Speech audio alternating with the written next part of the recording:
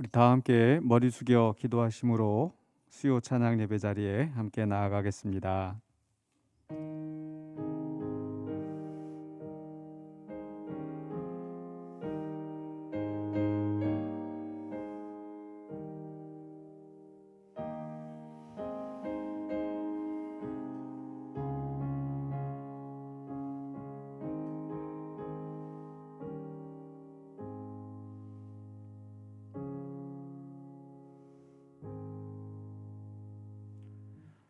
사랑의 주 하나님, 세상은 코로나 바이러스로 인하여서 시끄럽고 어지러운 가운데 있으며, 또 우리 교회 안에서도 여러 가지 분쟁의 상황 때문에 힘들고 곤고한 상황이지만, 그러나 그 속에서 주님을 사모하며 주 앞에 나와 예배합니다.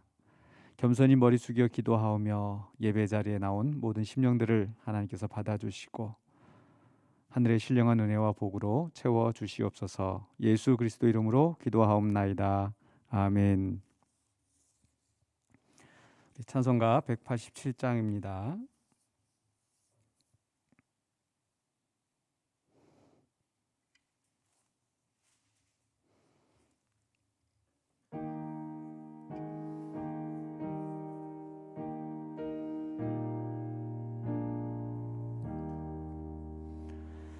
비둘기같이 온유한 은혜의 성령 오셔서 거친 맘 어루만지사 위로와 평화 주소서. 진리의 빛을 비추사 주의 길 바로 걸으며 주님을 옆에 모시고 경건히 살게 하소서. 주님과 동행하면서 거룩한 길로 행하며 진리의 여수 붙잡고 길 잃지 않게 하소서. 연약한 나를 도우사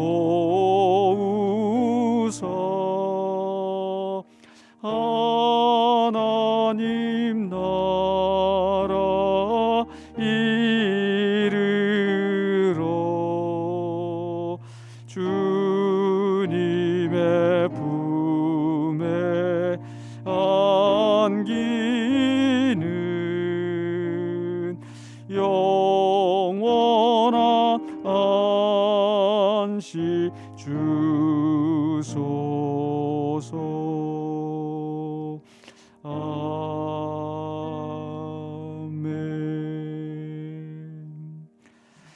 다시 한번 주님 앞에 머리 숙여 기도하겠습니다. 거룩하신 아버지 하나님, 우리가 함께 수요 예배 시간을 맞이하면서 주 앞에 나와 예배합니다. 비록 우리가 한 자리에 모이지 못하였지만 각자의 자리에서라도 한 마음으로 주 앞에 예배하오니 이 시간에 주님 임재하여 주시옵소서. 우리의 마음 문을 열어 주님의 말씀에 귀를 기울이게 하여 주시고 또 주의 말씀을 듣고 우리의 심령이 깨우침을 받아서 주께서 기뻐하시는 뜻을 행할 수 있는 우리가 되게 하여 주시옵소서. 어려움 가운데 있는 세상을 향하여서 우리가 사랑을 베풀며 나아가게 하여 주시고, 또 우리 교회 안에 있는 여러 가지 문제들을 우리가 주님이 주시는 지혜로 또 주의 능력에 힘입어서 각자에게 맡겨주신 사명 온전히 감당하며 또 이 문제를 극복해 나갈 수 있도록 도와주시옵소서. 또 이 어려운 시기에 육신적으로 경제적으로 또 여러 가지 사정으로 인하여서 고통당하고 있는 우리 성도들 하나님께서 일일이 기억하여 주시고 하늘의 신령한 위로와 평안으로 채워 주시옵소서. 사람이 줄 수 없는 평안을 하나님께서 허락하여 주시고 또 육신의 질병으로 주님 앞에 호소하는 심령들에게 건강을 허락하여 주시옵소서. 또 수술받고 또 회복 중에 있는 성도들이 있습니다. 또 마음의 병으로 인하여서 주님의 위로와 도우심을 구하는 심령들이 있습니다. 잠을 못 이루고 고통 가운데 주님께 호소하는 심령들을 하나님께서 기억하여 주시고 평안한 잠을 허락하여 주시고 평안한 마음을 허락하여 주시고 강건한 육신이 되게 하여 주시옵소서. 또 자녀들을 위하여서 또 식구들을 위하여서 기도하는 그 기도의 제목을 주님께서 일일이 기억하여 주시고 또 응답하여 주시며 또 각 가정마다 믿음 위에 굳건히 서 나아갈 수 있도록 도와주시옵소서. 교회의 여러 가지 문제를 주님께서 아시는 줄로 믿습니다.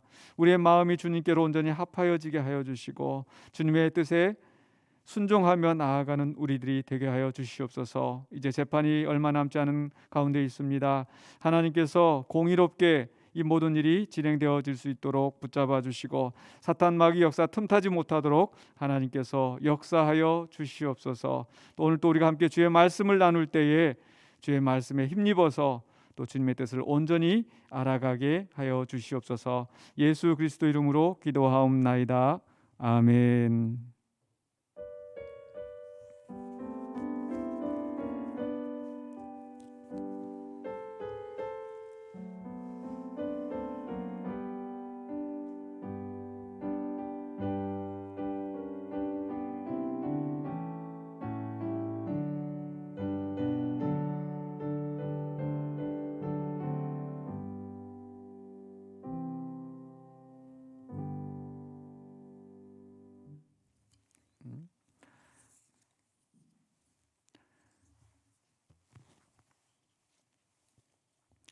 하나님의 말씀 하바국 2장 15절로 20절입니다.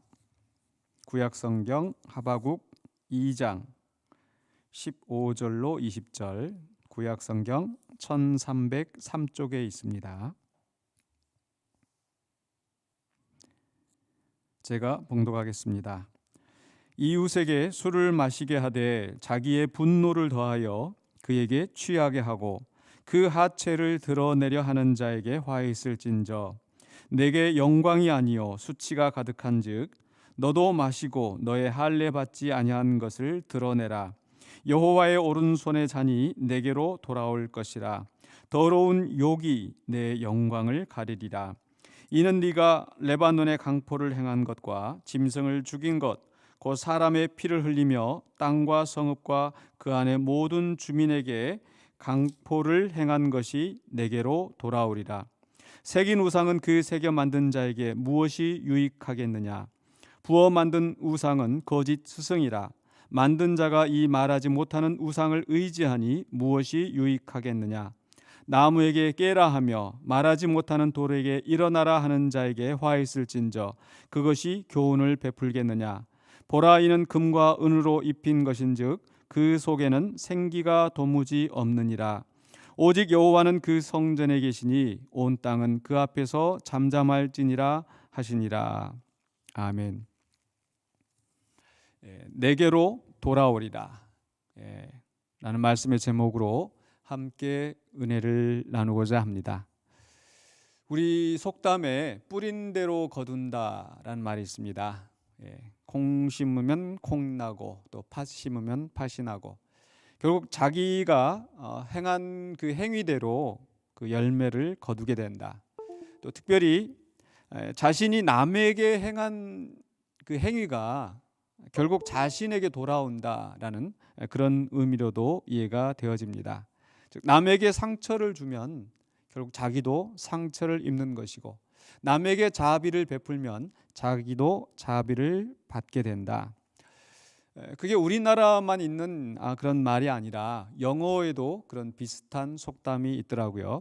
What goes around comes around. 너에게서 나간 것 goes around가 comes around, 다시 너에게로 돌아온다. 오늘 말씀의 제목과 같은 유사한 표현이라고 할 수 있겠습니다. 그 오늘 말씀 속에서 바로 17절에 그 말씀이 나오죠. 끝에 가서 보시면은 강포를 행한 것이 내게로 돌아오리라. 결국 자기가 받게 된다, 이런 말씀입니다. 이 말씀은, 오늘 본문의 말씀은 이 바벨론 제국에 대한 심판을 선포하는 그런 내용입니다. 앞에서 하박국 선지자가 그 이스라엘 사람들의 죄에 대해서 탄식할 때에 하나님께서 바벨론을 들어서 치실 것이다 라고 말씀하셨습니다. 그때 하박국은 다시 한번 하나님 앞에 탄식을 하죠. 악인이 의인을 그렇게 괴롭히고 핍박하는 것이 옳은가? 이스라엘이 잘못을 하고 있지만은, 그러나 바벨론은 더 악한 자가 아닌가? 그 바벨론에 의해서 이스라엘이 멸망하는 것이 과연 하나님의 정의인가? 라는 질문을 던졌습니다. 거기에 대해서 이제 2장에 와서 하나님께서 이 바벨론을 치실 것이다. 하나님께서 바벨론을 심판의 도구로 사용하시지만, 그러나 결국에 그 바벨론의 죄로 인해서 하나님은 바벨론을 심판하신다, 그런 말씀입니다.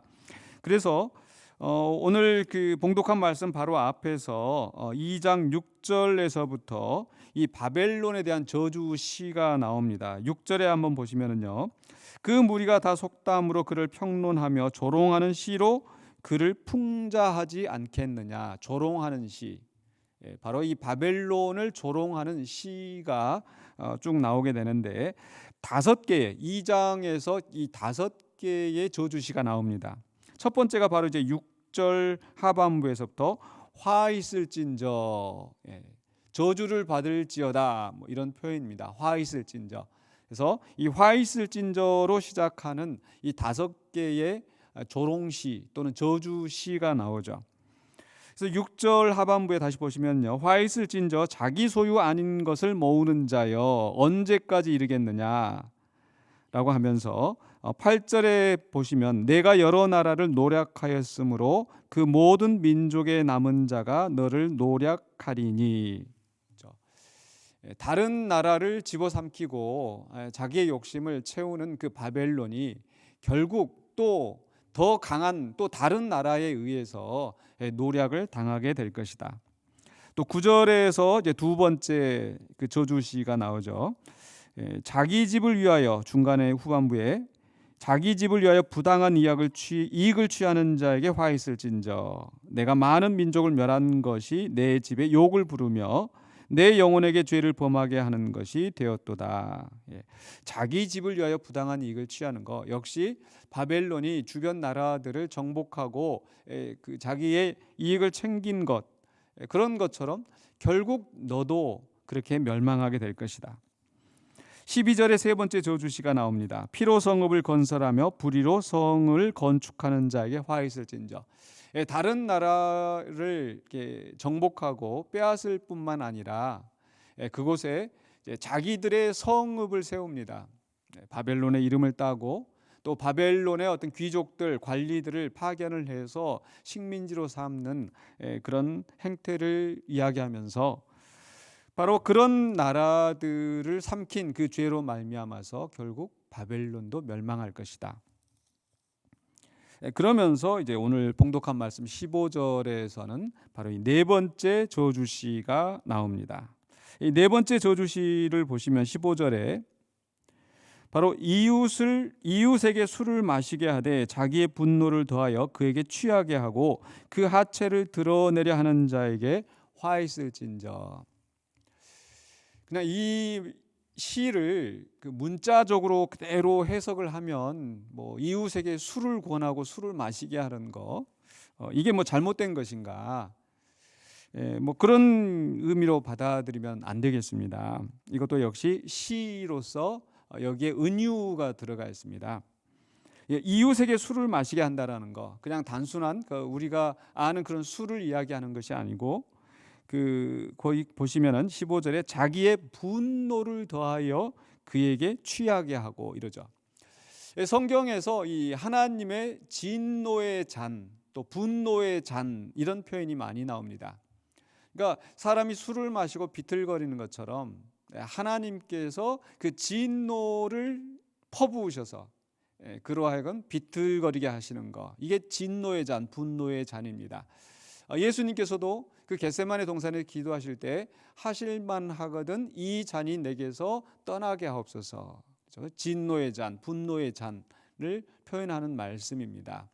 그래서 오늘 그 15절 말씀 속에서도 자기의 분노를 더하여 이웃에게 술을 마시게 하는 것, 즉 자기의 분노를 다른 사람에게 퍼부어서 그 사람을 공격하는 행태를 이야기합니다. 그래서 바벨론이 힘으로, 권력으로, 또 군사적인 그 무기, 또 군인들을 데리고 결국 주변 나라들의 를 폭력으로 장악하는 그런 상황을 이야기하는데요. 또 거기에서 분노에서만 끝나는 것이 아니라 15절 하반부에 보시면 그 하체를 드러내려 하는 자에게 화 있을진저. 하체를 드러낸다라는 것은요, 그 당시에 이 고대 근동에서 전쟁을 하고 자기들이 그 정복한 나라에 대해서는 그 사람들을 포로로 잡아가면서 굉장히 모욕적인 방법으로 끌고 갑니다. 즉 머리를 다 밀어버리고 이 하체를 벗기는 거예요. 그래서 그 하체가 드러나게 해서 모욕과 수치를 당하게 하는 겁니다. 그래서 폭력으로, 무력으로 정복을 하고 또 그 정복한 나라들을 모욕과 수치를 당하게 하는 바벨론에 대해서 하나님께서 화 있을진저라고 선언을 하십니다. 그래서 16절에 내게 영광이 아니요 수치가 가득한즉 너도 마시고 너의 할례 받지 아니한 것을 드러내라. 결국 이 바벨론이 지금 당장 눈앞에 보기에는 세상을 지배하고 큰 영광을 누리는 것 같지만 그 속에 수치밖에 없다라는 겁니다. 그래서 하나님께서 결국 그 수치를 드러내게 하신다는 거죠. 그래서 너도 마시고 너도 그 분노의 잔을 마시게 될 것이다. 그런데 놀랍게도 그 분노의 잔이 누구에게서 오는가? 16절 하반부에 여호와의 오른손의 잔이 내게로 돌아올 것이라. 바벨론은 다른 약한 나라를 쳤는데 그 약한 나라가 반격을 하는 것이 아니라 하나님이 보시고 하나님의 오른손의 잔이 내게로 돌아올 것이라. 결국 하나님께서 그 악한 자를 심판하신다는 말씀입니다. 얼마나 무서운 말씀입니까?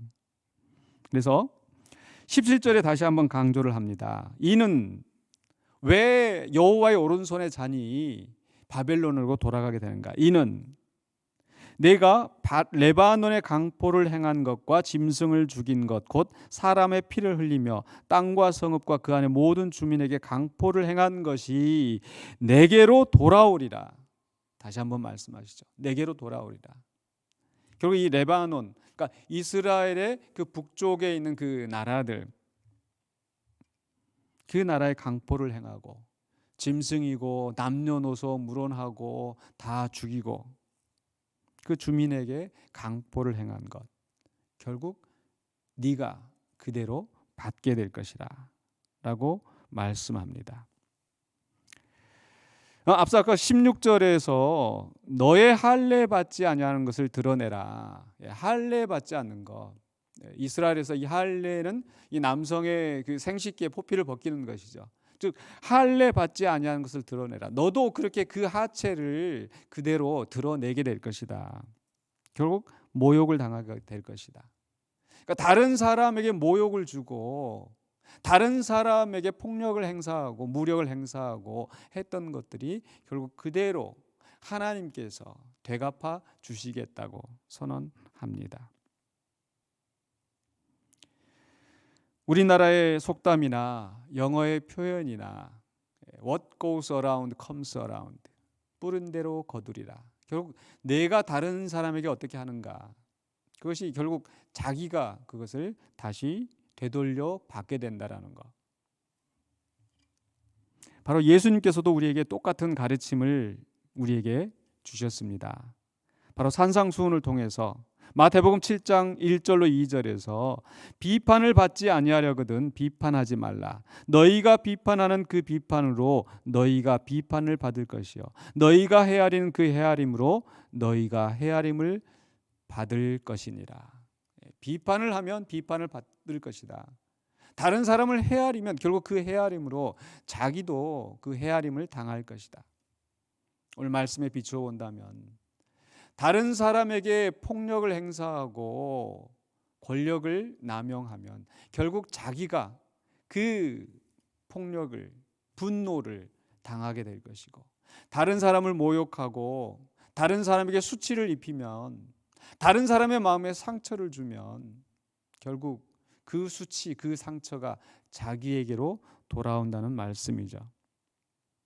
그렇기 때문에 예수님께서는 마태복음 7장 12절에서 이렇게 말씀하십니다. 그러므로 무엇이든지 남에게 대접을 받고자 하는 대로 너희도 남을 대접하라. 이것이 율법이요 선지자니라. 남에게 대접을 받고자 하는 대로 너희도 남을 대접하라. 남에게 악을 베풀면, 악을 행하면 결국 그 악을 받게 될 것이고, 다른 사람에게 자비를 베풀면 자비를 얻을 것이기 때문에 결국 대접을 받고자 하는 대로 남을 대접하라 라고 말씀하십니다. 마찬가지로 누가복음 6장 36절에서도 너희 아버지의 자비로우심 같이 너희도 자비로운 자가 되라.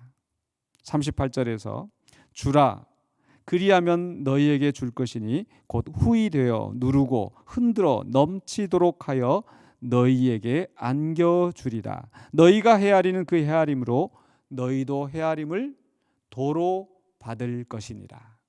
내게로 돌아오리라 라고 말씀하시는 것처럼 도로 너희가 받을 것이라.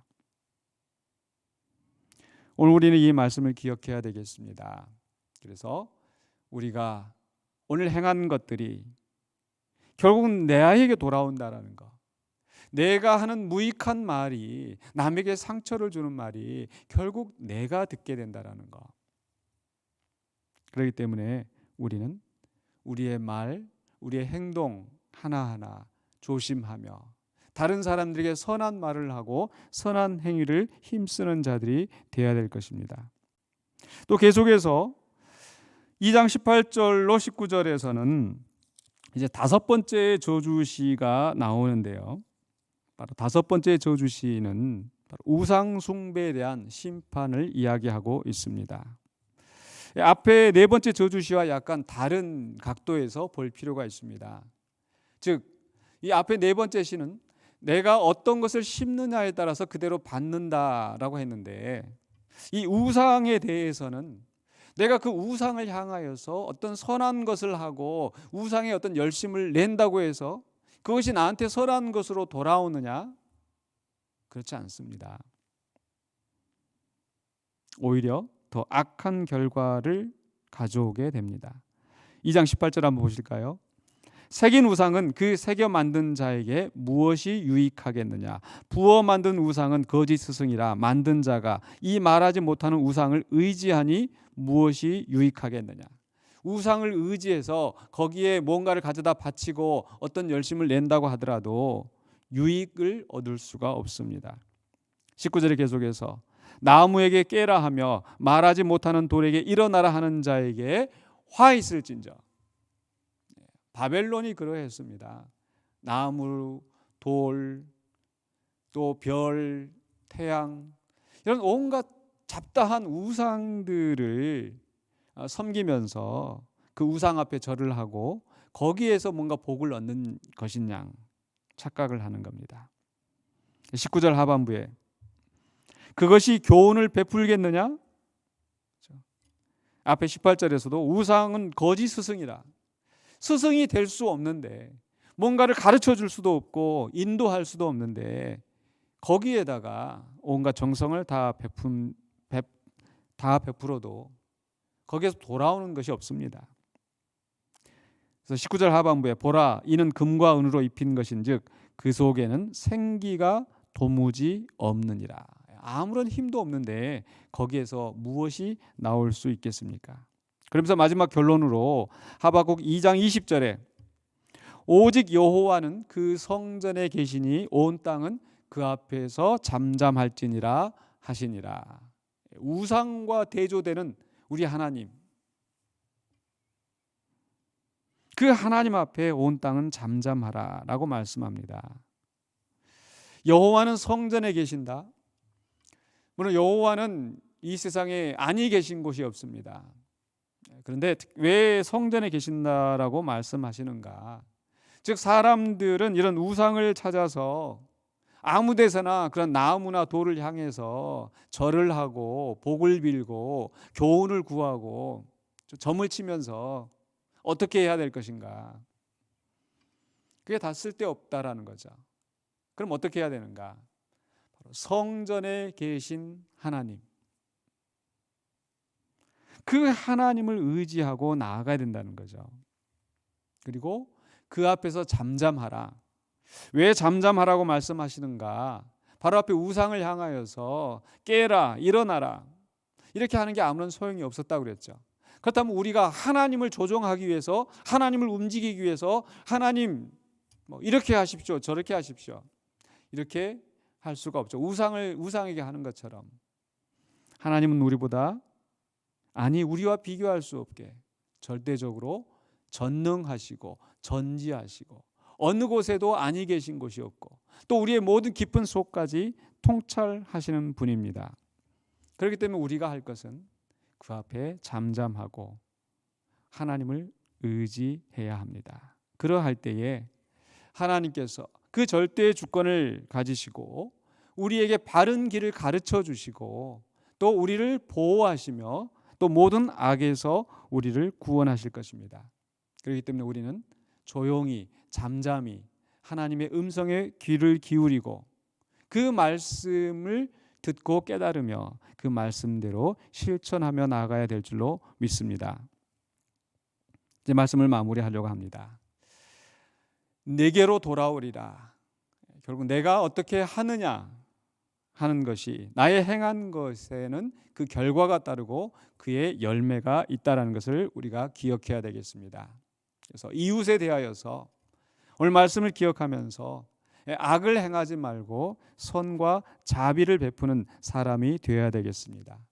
또 반대로 우리에게 악을 행하는 사람이 있거든, 우리를 공격하고 모욕하고 수치를 당하게 하고 마음에 상처를 주게 하고 그런 사람이 있다 할 때에 우리는 여호와의 오른손에 잔 하나님의 심판이 있다라는 것을 기억하시면서 그들의 행위로 말미암아 상처받지 말고, 그럴 때 더욱더 우리가 하나님을 의지하고 하나님 앞에 나아가서 기도하는 가운데 또 담대히 또 승리하는 우리가 되어야 되겠습니다.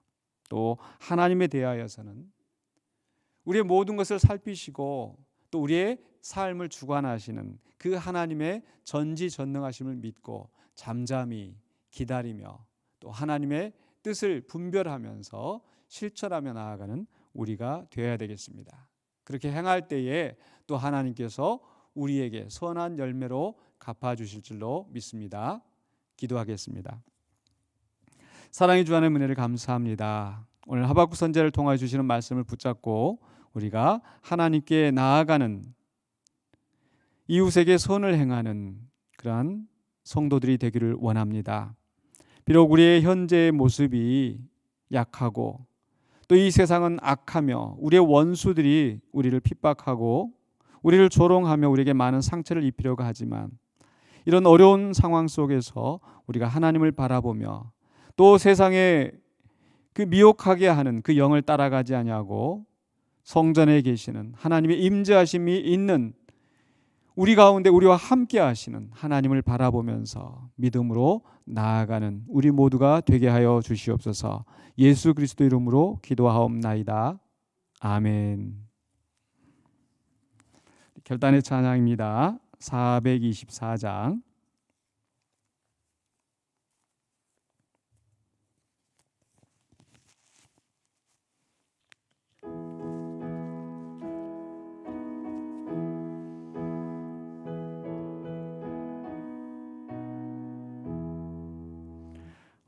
아버지여 나의 맘을 맡아 주관하시고 완악하고 교만한 것 변케 하여 주소서. 온유하고 겸손하여 화평하게 하시고 망령되고 악한 일을 물리치게 하소서. 하나님의 은총 속에 나를 보호하시고 주의 사랑 줄이 되어 나를 메어 주소서.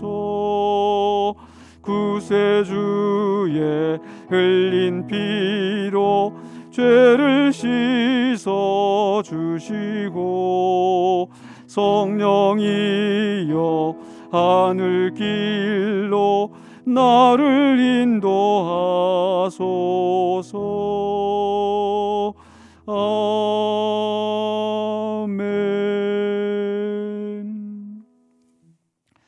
지금은 우리 주 예수 그리스도의 은혜와 하나님의 사랑하심과 성령님의 감동 감화하심이 주 앞에 예배하는 모든 심령들에게 이제부터 영원토록 함께 있을지어다. 아멘.